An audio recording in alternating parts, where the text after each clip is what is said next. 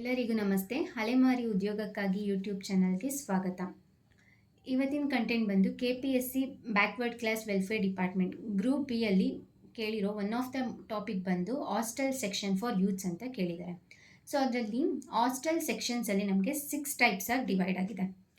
Pre matric hostel, post matric hostel, grant in aid pre matric, grant in aid post matric hostel, orphanages, ashram schools ಅಂತ 6 types ಆಗಿ divide ಆಗಿದೆ.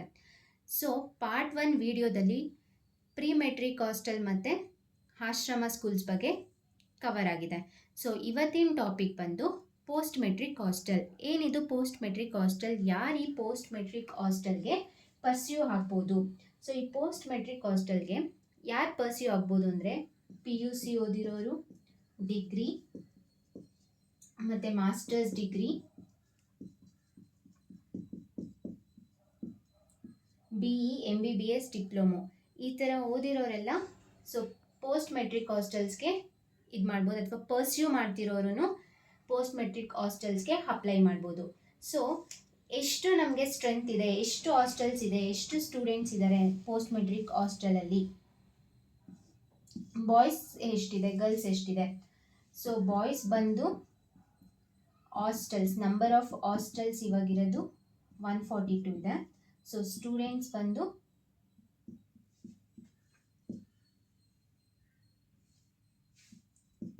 52,373. Girls ಬಂದು 119 hostels ಇದೆ, ಇದರಲ್ಲಿ 65,177. So total strength ಎಷ್ಟು ಜನ enrol ಆಗ್ತಾರೆ ಇದರಲ್ಲಿ ಅಂತಂದರೆ 1,17,750 ಟೋಟಲ್ ಸ್ಟ್ರೆಂತು. ಸೊ ಎಷ್ಟು ಹಾಸ್ಟೆಲ್ಸ್ ಇದೆ? 261 ಹಾಸ್ಟೆಲ್ಸ್ ಇದೆ. ಸೊ ಇದು ಫಸ್ಟ್ ಇನಿಷಿಯಲಿ ಸ್ಟಾರ್ಟ್ ಮಾಡಿದಾಗ 507 ಬಂದು ಬಾಯ್ಸ್ ಇದ್ದರು, 629 ಬಂದು ಗರ್ಲ್ಸ್ ಇದ್ದರು.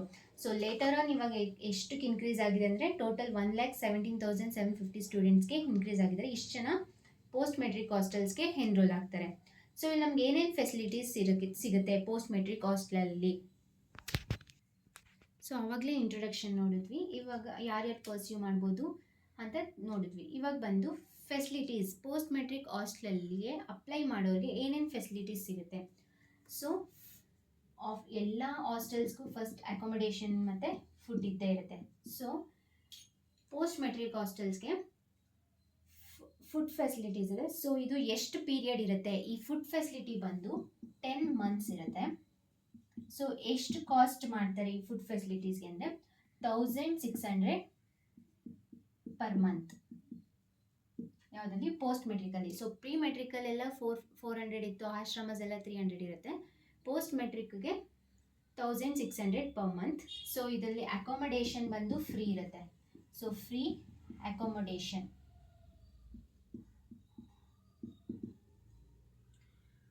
ಕಂಟಿಜೆನ್ಸಿ ಎಕ್ಸ್ಪೆನ್ಸಸ್, ಅದರ್ ಎಕ್ಸ್ಪೆನ್ಸಸ್ ಎಲ್ಲ ಎಷ್ಟಿರುತ್ತೆ? ಕಂಟಿಜೆನ್ಸಿ ಎಕ್ಸ್ಪೆನ್ಸಸ್ ಎಲ್ಲ 1,000 ರೂಪೀಸ್ ಇರುತ್ತೆ per month for a period of 10 months cover ಮಾಡ್ತಾರೆ ಅದನ್ನು. So cooking vessel maintenance, cooking ವೆಸಲ್ಸ್ಗೆ 600ನ ಚಾರ್ಜ್ ಮಾಡ್ತಾರೆ. ಸೊ ಈ 600 ಎಷ್ಟು ಜನ ಇರಬೇಕು ಹಾಸ್ಟೆಲಲ್ಲಿ ಅಂತಂದರೆ 50 ಮೆಂಬರ್ಸ್ ಇದ್ದರೆ 600 ಚಾರ್ಜ್ ಮಾಡ್ತಾರೆ. ಇನ್ ಕೇಸ್ 50 ಮೆಂಬರ್ಸ್ಗಿಂತ ಜಾಸ್ತಿ ಇದ್ದರು, ಸ್ಯಾಂಕ್ಷನ್ ನಂಬರ್ 50ಗಿಂತ ಜಾಸ್ತಿ ಇತ್ತು ಅಂತಂದರೆ ಸೊ 1,000 ರೂಪೀಸ್ ಚಾರ್ಜ್ ಮಾಡ್ತಾರೆ. More than 50 members. So cooking ವೆಸಲ್ಸಲ್ಲಿ 600 ರೂಪೀಸ್ ಚಾರ್ಜ್ ಮಾಡೋದು 50 ಮೆಂಬರ್ಸ್ ಇದ್ದರೆ ಮಾತ್ರ. ಸೊ ಮೋರ್ ದ್ಯಾನ್ 50 ಮೆಂಬರ್ಸ್ ಇದ್ದರು ಅಂದರೆ 1,000 ರೂಪೀಸ್ ಚಾರ್ಜ್ ಮಾಡ್ತಾರೆ. ಸೊ ಇದು ಬಂದು 1 ಇಯರ್ಗೆ ಕವರ್ ಆಗುತ್ತೆ, ಪರ್ ಇಯರ್ಗೆ. ನೆಕ್ಸ್ಟ್ ಬಂದು ಕ್ಲೀನಿಂಗ್ ಟಾಯ್ಲೆಟ್ಸ್ ಎಕ್ಸ್ಪೆನ್ಸಸ್. ಸೊ ಇದು cleaning toilet expenses 1,250 per month, per annum. ಇದು ಪರ್ ಮಂತ್ ಅಲ್ಲ, ಪರ್ ಆ್ಯನಮ್ ಬಂದು ಟಾಯ್ಲೆಟ್ ಎಕ್ಸ್ಪೆನ್ಸಸ್ 1,250 ಇರುತ್ತೆ. Daily newspapers, 2 daily news ಪೇಪರ್ಸ್ನ ಸಪ್ಲೈ ಮಾಡ್ತಾರೆ.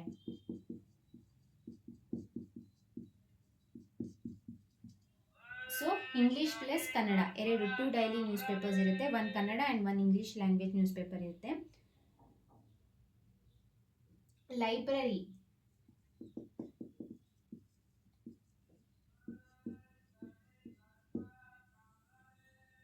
ಲೈಬ್ರರಿ ಫೀಸ್ ಇರುತ್ತೆ. ಸೊ ಇದು ಯಾರಿಗೆ ಲೈಬ್ರರಿ ಫೀಸ್ ಇದು ಮಾಡ್ತಾರೆ ಅಂದರೆ ಪೋಸ್ಟ್ ಗ್ರಾಜ್ಯುಯೇಟ್ ಮತ್ತು ಪ್ರೊಫೆಷನಲ್ಸ್ ಇದ್ದರೆ ಮಾತ್ರ ಲೈಬ್ರರಿ ಫೀಸ್ ಇನ್ಕ್ಲೂಡ್ ಮಾಡ್ತಾರೆ. ಸೊ PU ಇದ್ದವ್ರಿಗೆಲ್ಲ ಡಿಪ್ಲೊಮೊ ಇದ್ದವ್ರಿಗೆಲ್ಲ ಲೈಬ್ರರಿ ಫೀಸ್ ಚಾರ್ಜ್ ಮಾಡಿದೆ. ಸೊ ಇದು ಇನ್ಕ್ಲೂಡಿಂಗ್ ಅವ್ರು ಏನೇನು ಪ್ರೊಫೆಷ್ನಲಿಸಮ್ ಇರುತ್ತೆ ಅದ್ರ ಮೇಲೆ ಲೈಬ್ರರಿ ಫೀಸ್ ಡಿಪೆಂಡ್ ಆಗುತ್ತೆ.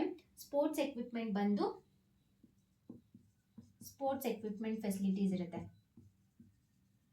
ಸೊ ಈ ಎಕ್ವಿಪ್ಮೆಂಟ್ನ ಯಾವಾಗ ಪರ್ಚೇಸ್ ಮಾಡ್ತಾರೆ ಅಥವಾ ಎಷ್ಟು ಇಯರ್ಗೆ ಪರ್ಚೇಸ್ ಮಾಡ್ತಾರೆ ಅಂದರೆ once in a year, 1 year once purchase ಮಾಡ್ತಾರೆ.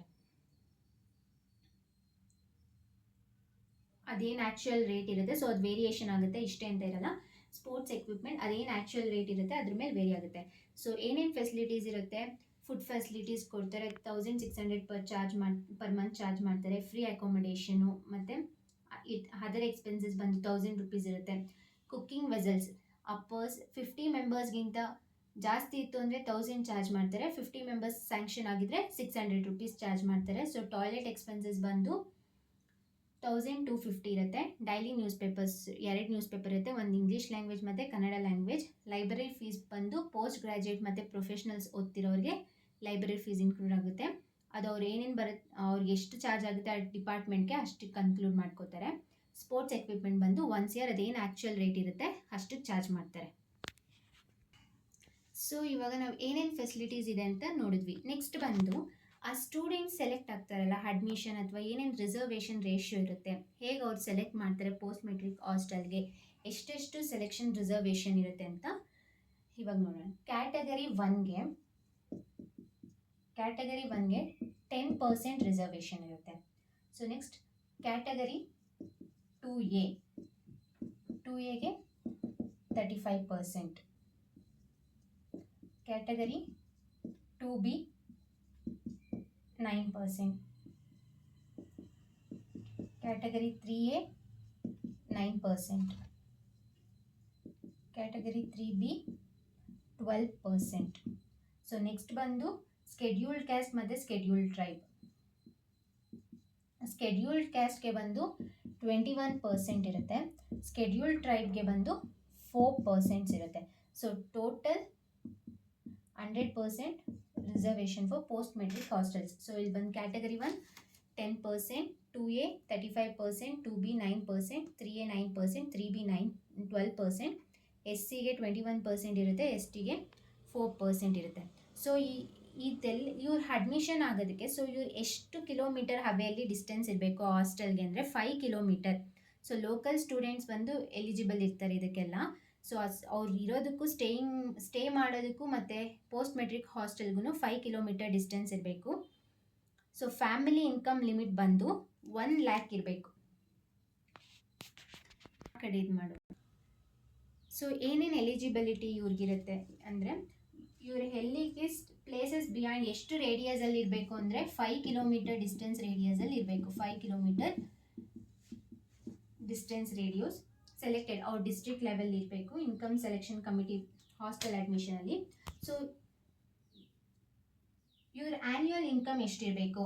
ಸೆಕೆಂಡ್ ಪಾಯಿಂಟ್ ಬಂದು ಎಲಿಜಿಬಿಲಿಟಿ. ಆ್ಯನ್ಯುವಲ್ ಇನ್ಕಮ್ ಬಂದು 1 lakh, ಬಿಲೋ 1 lakh ಇರಬೇಕು. ಸೊ ಯಾರಿಗೆ ಬಿಲೋ 1 lakh ಇರಬೇಕು, ಯಾವ ಕ್ಯಾಟಗರಿಗೆ ಅಂದರೆ 2A 2B 3A. So below 1 lakh ಇದ್ದವರು ಪೋಸ್ಟ್ ಮೆಟ್ರಿಕ್ ಹಾಸ್ಟೆಲ್ ಅಪ್ಲಿಕೇಶನ್ ಹಾಕೋದಕ್ಕೆ ಎಲಿಜಿಬಿಲಿಟಿ ಇರ್ತಾರೆ. ಸೊ 2A 2B 3A ಅವ್ರಿಗೆ 1 lakh ಆದರೆ ನೆಕ್ಸ್ಟ್ ಬಂದು SC ST ಕ್ಯಾಟಗರಿ 1 ಇವ್ರಿಗೆ ಎಷ್ಟಿರುತ್ತೆ. ಸೊ ಇವ್ರು ಬಂದು 2,50,000 ಒಳಗಡೆ ಇದ್ದರೆ ಎಲಿಜಿಬಿಲಿಟಿ ಇರುತ್ತೆ ಅಪ್ಲೈ ಮಾಡೋದಕ್ಕೆ. ಸೊ ಇಷ್ಟು ಬಂದು ಎಲಿಜಿಬಿಲಿಟಿ 5 ಕಿಲೋಮೀಟರ್ ಡಿಸ್ಟೆನ್ಸ್ ಇರಬೇಕು, ಆ್ಯನ್ಯುವಲ್ ಇನ್ಕಮ್ ಬಿಲೋ ಇರಬೇಕು. ನೆಕ್ಸ್ಟ್ ಬಂದು ಏನೇನು ಡಾಕ್ಯುಮೆಂಟ್ಸ್ ರಿಕ್ವೈರ್ಮೆಂಟ್ ಇರುತ್ತೆ, ಯಾವ್ಯಾವ ಡಾಕ್ಯುಮೆಂಟ್ಸ್ ರಿಕ್ವೈರ್ಮೆಂಟು, ಏನೇನು ಡಾಕ್ಯುಮೆಂಟ್ಸ್ ಬೇಕು. ಕ್ಯಾಸ್ಟ್ ಇನ್ಕಮ್ ಸರ್ಟಿಫಿಕೇಟ್ ಇದು ಕಂಪಲ್ಸರಿ ಎಲ್ಲ ಹಾಸ್ಟೆಲ್ಗಳಿಗೂ ಬೇಕು. ನೆಕ್ಸ್ಟ್ ಬಂದು SSLC ಮಾರ್ಕ್ಸ್ ಕಾರ್ಡ್ ಅಥವಾ PUC marks card, degree marks card certificate. ಇವಾಗ PUC ಓದ್ತಿರೋರಿಗೆ ಬೇಕು ಅಂದರೆ SSLC marks card, degree marks card, ಈ ಥರ ಯಾವ್ಯಾವ ಕೋರ್ಸಸ್ ಮಾಡ್ತಿದ್ದಾರೋ ಆ ಮಾರ್ಕ್ಸ್ ಕಾರ್ಡ್ಸ್ಗಳನ್ನ ಕಲೆಕ್ಟ್ ಮಾಡ್ಕೋತಾರೆ. ಮತ್ತು ಇದರಲ್ಲಿ ಇನ್ಸ್ಟಿಟ್ಯೂಷನ್ ಎಜುಕೇಷನಲ್ ಇನ್ಸ್ಟಿಟ್ಯೂಷನ್ ಇರ್ತಾರಲ್ಲ ಅವ್ರ ಅಪ್ಲಿಕೆಂಟ್ನು ಪರ್ಸ್ಯೂ ಮಾಡ್ತಿದ್ರೆ ಅದ್ರ ಎಜುಕೇಷನ್ ಸರ್ಟಿಫಿಕೇಟು ಬೇಕು. ಸೊ ಎಜುಕೇಷನಲ್ ಇನ್ಸ್ಟಿಟ್ಯೂಷನ್ ಸರ್ಟಿಫಿಕೇಟು ಬೇಕು. Institution certificate. ಯಾರನ್ನ ಅಪ್ರೋಚ್ ಮಾಡಬೇಕು?